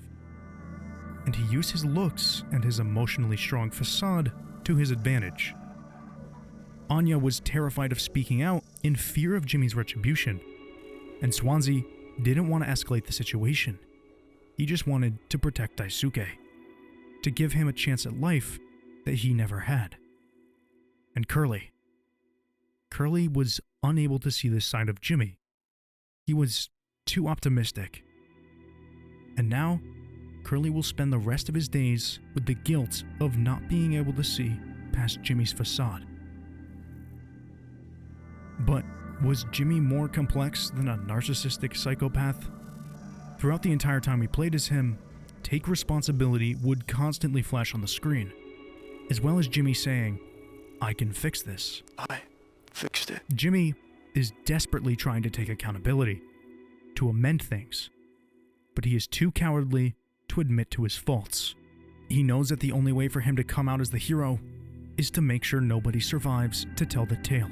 After Curly tells him that they will be losing their jobs, he immediately became jealous of Curly's success. He decided that if he was going to get screwed over by the company, then everyone else should as well. And even after the crash, he still had the audacity to blame Curly. He was so enamored with this jealousy and anger that it led him to single-handedly being responsible for each of the crew members' deaths. All the while, a part of him was trying to take responsibility. His actions are completely unforgivable, but in the end, it doesn't matter. The crew would have most likely died from starvation long before rescue, or at the very least, have lost their minds on their own.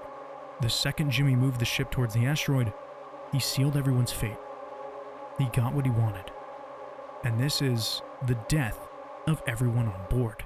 But there is someone else who holds responsibility in all of this as well.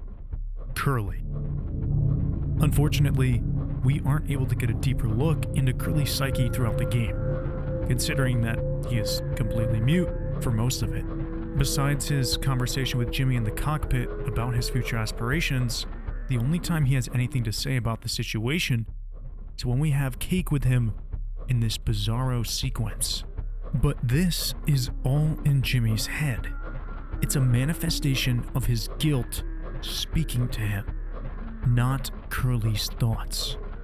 However, there is one other place to look, to find a glimpse into the mind of Curly. In 2022, 2 years before the release of Mouthwashing, Wrong Organ, the same team that developed Mouthwashing, released a game titled How Fish is Made, where you play as a fish who has 2 choices, up or down. You flop your way through the game talking to other fish, each of which have their own existential beliefs about which way they will go.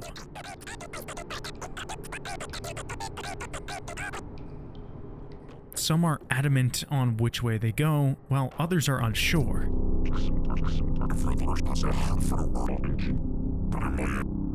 You journey both physically and psychologically to the point where the final decision is made. No matter which decision you make, you will see this exact phrase.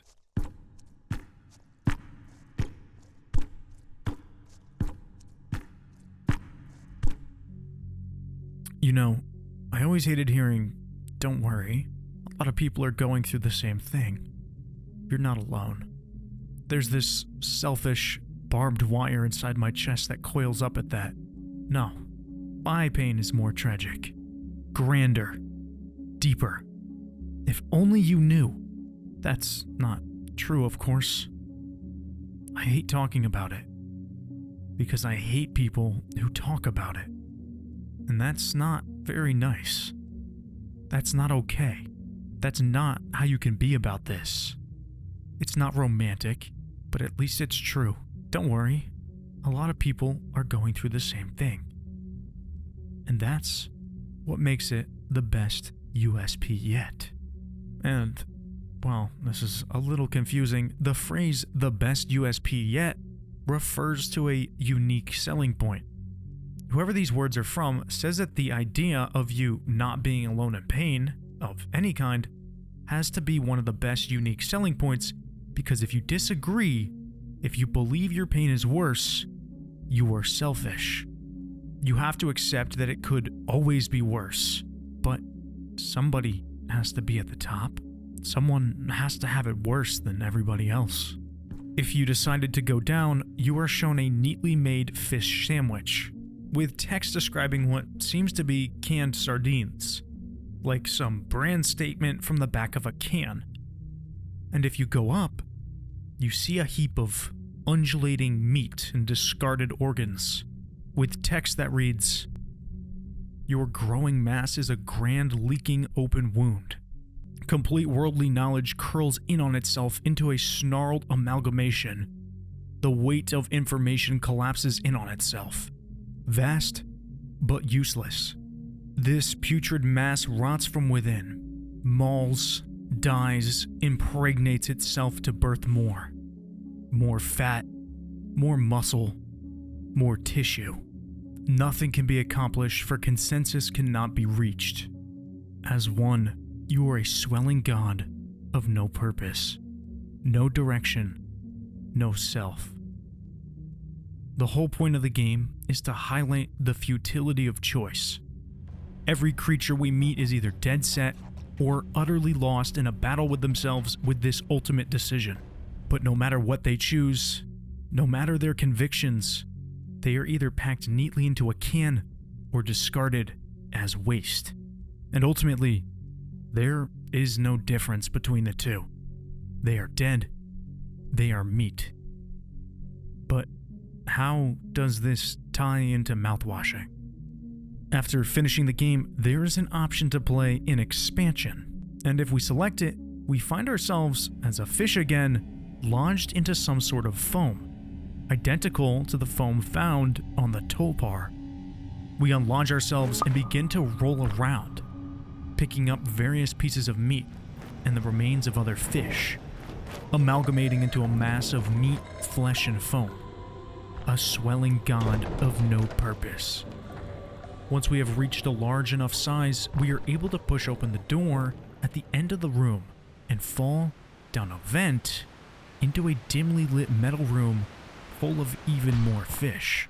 As we roll towards the end and continue to collect more bits and pieces of the bodies of our comrades, we find Curly. It's easy to get on this boat when you have to. You say to yourself, this is just temporary. Just wait till I get what I need. Got bigger things planned. Then suddenly, you're 1 year in, 5 years, 10. First, I couldn't stand the constant noise. Now I can't sleep without it. A lot of things can't follow you out here, but it also means the outside world moves on without you. Won't even notice until it's too late. Easy to get on, hard to leave. His words are vague, but are loosely connected to how he feels with his life and his position as captain of the Tulpar. He feels as if he's able to escape his previous life being in space, but as he says, the outside world moves on without you. Looking around a bit, there is a nearby room with a large fish inside eating the same exact cake that we have seen so many times throughout Mouthwashing. And it continuously tells us how it has the shiny, and how it's the biggest fish, and that it won't come with us. But regardless, we assimilate him anyway. And many people have made comparisons between this fish and Swansea, but the only connection to be made is their physique. I see it as this fish being the embodiment of greed and pride. Curly's pride. He believes that he is too big, too special to be taken down. He is so enamored in his own pride and confidence that he is blind to the threat directly in front of him. A bigger fish. We head back up to the platform and Curly tells us a joke. Do you want to hear a joke? Three men are in the hospital. The first man cries, "I lost both my hands. They told me I'd never work again." The second man wails, "I lost both my legs. They told me I'll never work again." The third man, he rejoices, "I lost my hearing. They'll never be able to tell me I'm fired again." Good one, huh? It's a pretty shitty joke, but it's a dark reference to the physical trauma that Curly endures. Going down another spiraling path, we enter a room full of hundreds of bottles of mouthwash, and in the center, another talking fish. And this time, this one is a direct parallel of a character, Daisuke. He is drunk, confused, and full of regret, just like Daisuke in the hallway. His paranoia, his disposition, is too similar. He wants to go back. And in the complete opposite way to the previous fish, he wants to be assimilated. He begs us. It's the only thing that brings him comfort. We do as he wishes and return to Curly for his final monologue.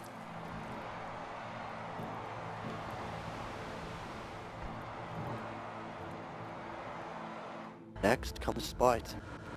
First, it stares back at you in the mirror. Then it's those around you. They're wearing your face. And you theirs.